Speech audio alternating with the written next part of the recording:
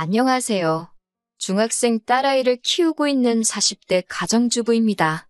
엊그제 옆집에 새로 이사를 왔는데 그 집 엄마랑 어쩌다 이런저런 수다를 떨게 되었거든요. 그러다 문득 작년에 있었던 일이 생각나서 이렇게 이야기하러 왔네요. 남편과 저는 사내 커플로 만났어요. 남편의 대시로 만나기 시작해서 2년 정도 사귀었지요. 솔직히 당장 가진 건 없는 남자였지만 성실하고 무엇보다 능력 있는 사람이라서 그거 하나 바라보고 결혼까지 결심했네요. 결혼을 하고 1년 만에 아이를 가졌어요. 원래는 좀 더 자리를 잡고 아이를 가지려고 했는데 그게 계획대로 되질 않았네요. 당시만 해도 산후조리원이 제법 비쌌거든요. 그래서 비교적 가까이 사시는 시어머니께 부탁을 드렸는데 손자도 아니고 손녀라서 봐주기 싫다 하시대요. 그 일로 남편하고 어머님 사이가 아주 틀어졌어요. 사실 저희 친정부모님은 시댁에 비하면 훨씬 먼 지역에 살고 계셨고 농사도 지으셨기에 염치불구하고 시어머니께 먼저 여쭤봤던 거거든요. 아무튼 어쩔 수 없이 친정어머니가 올라오셔서 아이를 봐주셨어요. 남편이 감사하다고 당시에 100만 원 정도 챙겨드렸는데 그걸로 저희 둘 몸보신이나 하라며 한사코 거절하셨다네요. 지금이야 회사마다 출산과 육아를 위해 이런저런 복지가 잘 마련되어 있다지만 사실 제가 처음 아이를 낳았을 때만 하더라도 사정이 많이 달랐습니다. 복귀를 한다고 해서 얼마나 버틸 수 있을지도 장담할 수가 없었지요. 게다가 첫째라 그런지 커가는 한순간도 놓치기 싫더라고요. 그래서 남편과 상의 끝에 회사를 관두고 당분간 육아에 매달리기로 했어요. 이제 와서 말이지만 가끔 돈이 아쉬울 때나 잘 나가는 동기들의 소식을 들을 때는 속이 상하기도 했네요. 지금 돌이켜 생각해보면 제 인생에서 정말 잘한 선택 중 하나지만요. 딸이 초등학교에 들어가고 나자 여기저기 돈 들어갈 때가 많더라고요. 기왕이면 좋은 것만 해주고 싶은 게 부모 마음 아니겠어요?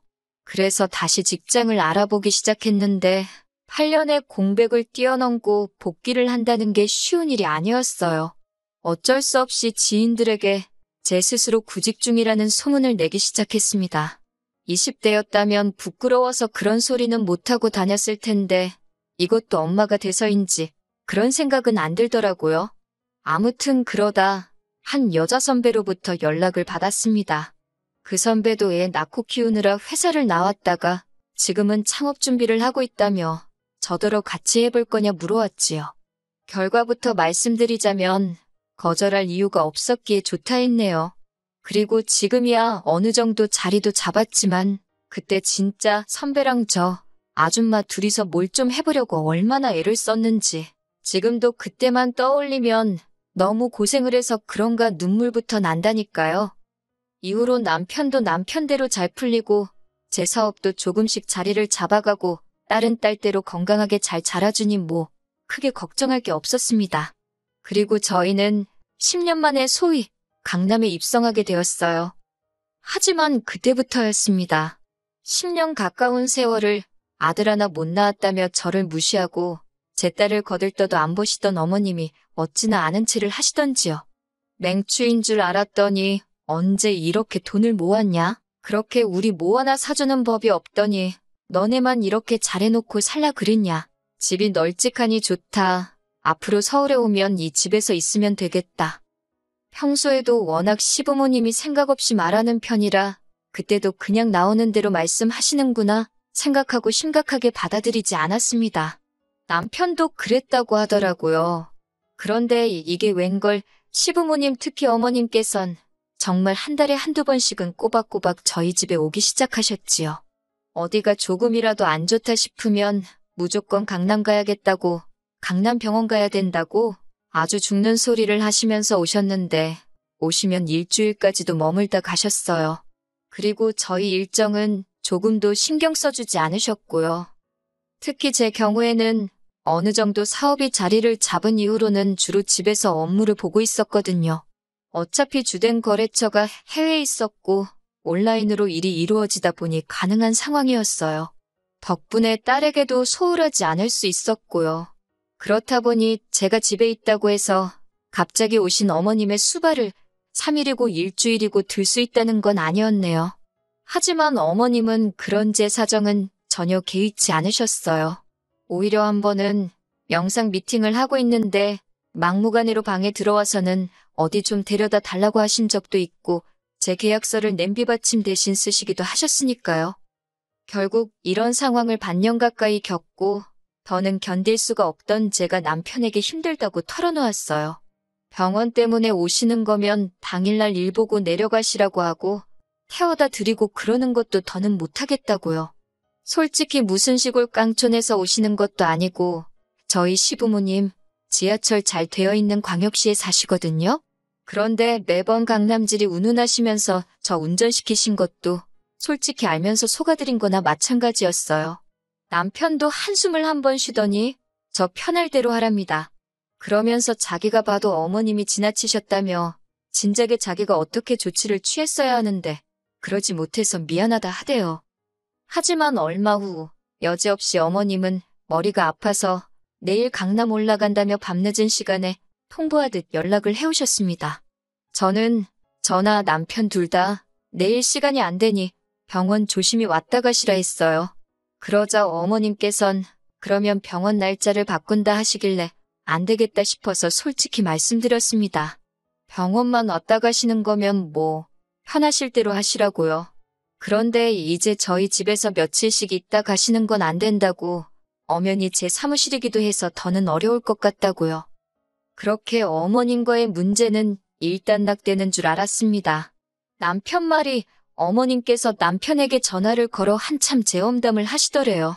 지가 뭔데 내 아들 집 가지고 유세냐 뭐냐, 걔네 엄마도 못 오게 했냐 어쩌냐. 듣다 못한 남편이 장모님은 그렇게 자주 오시지도 못하시고 그리고 이 집은 우리 둘 집이지 자기 집이 아니라고 했답니다. 그러자 어머님께서 여우 같은 거한테 홀렸다며 아들도 못 낳는 게 뭐가 좋다고 데리고 사냐고 그러시더래요. 이 일로 10년에 걸쳐 서서히 회복되던 어머님과 남편의 관계가 다시 틀어졌고요. 그런데 그 일이 있고 몇 개월 지났을 무렵이었습니다. 뜬금없이 신우한테 연락이 왔더라고요. 신우는 남편보다 위로 3살이 많지만 저희보다 결혼은 늦게 했지요. 애도 저희보다 늦게 가져서 저희 딸보다 어린 아들을 하나 키우고 있었고요. 남편과 신우 사이는 좋을 것도 나쁠 것도 없었달까요? 일단 신우가 시집을 저 밑에 지방으로 갔던 터라 거리상 멀어서 명절에 시댁에서 보는 게 전부이기도 했고 남편이 신우 남편, 그러니까 자기 매형을 꽤나 불편해했거든요. 저는 신우 남편이랑 이야기 나눌 일이 많이 없었으니까 잘은 모르겠는데 남편 말이 묘하게 사람을 깔아내리며 대화를 한다나요? 아무튼 남편이 싫다는데 제가 옆에서 가깝게 지내라고 할 일도 아니었고 그런 신우에게서 연락이 왔으니 반갑다기보다는 무슨 일인가 싶어서 놀랐다는 게 더 정확한 표현이겠네요. 신우는 전에 없이 살살 제 눈치를 살피듯 잘 지냈냐, 어떻게 사냐, 자기는 사는 게 힘들다, 뭐 한마디로 괜히 아쉬운 소리를 하더라고요. 듣다 못한 제가 신우에게 혹시 할 이야기가 정확히 뭐냐고 물었습니다. 그제서야 신우가 본론을 꺼내더라고요. 혹시 당분간 시조카를 저희 집에서 봐주면 안 되겠냐고요. 생각지도 못한 신우의 말에 솔직히 당황하면서 동시에 어이가 없었지요. 갑자기 시조카를 왜 저희 집에 맡기려는 거냐니까 애가 학교에서 공부를 잘못한다며 강남 쪽으로 보내면 좀 낫지 않을까 그런 생각이 들더래요.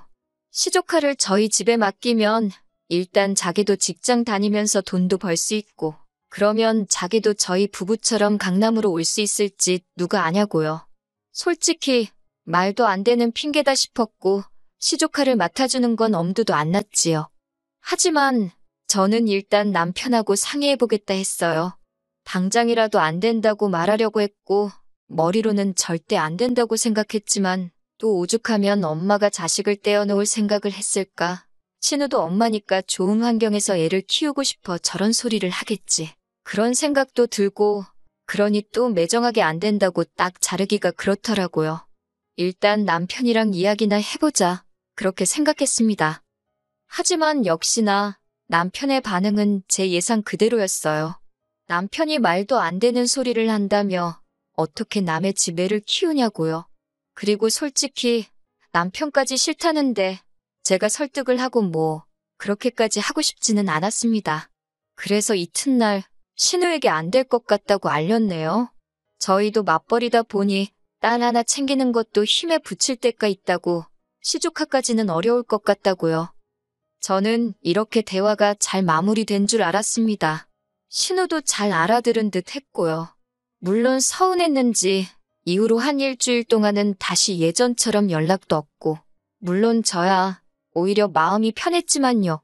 그런데 정말 딱 일주일 정도 지났을 무렵이었어요.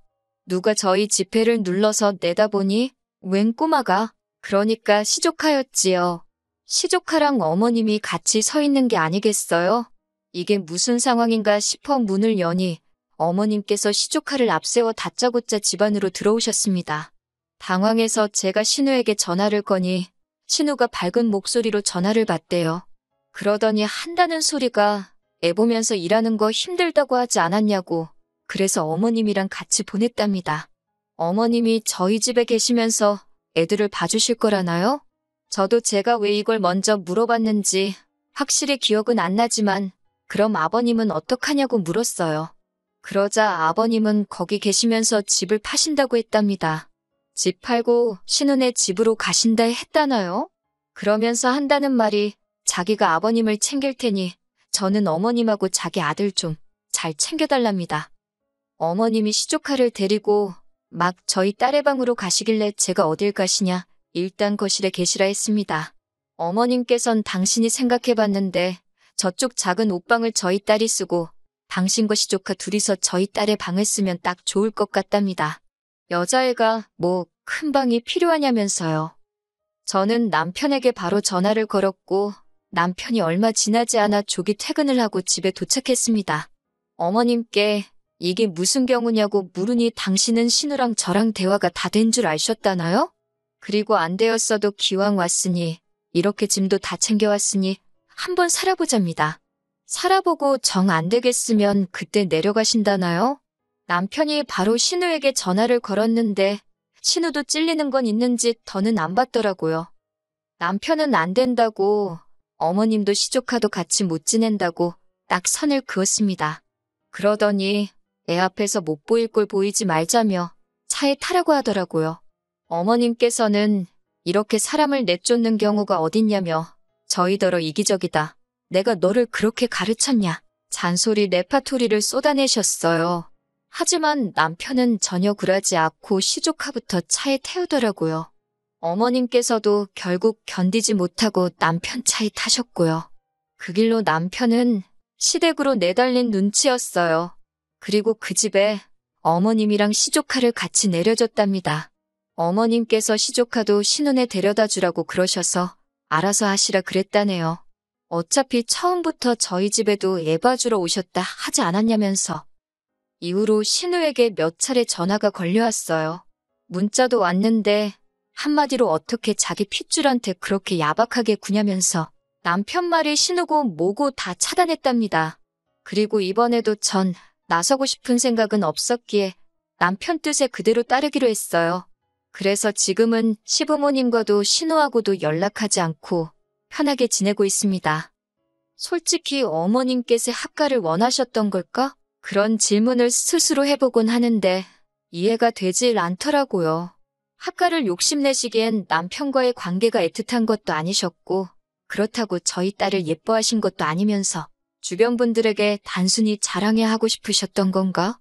별의별 생각이 다 들긴 하는데 솔직히 신경 쓸 필요는 없는 것 같아요. 남편이 중간에서 대처를 잘해주었으니 그 사실에 고마워하며 지내려고요.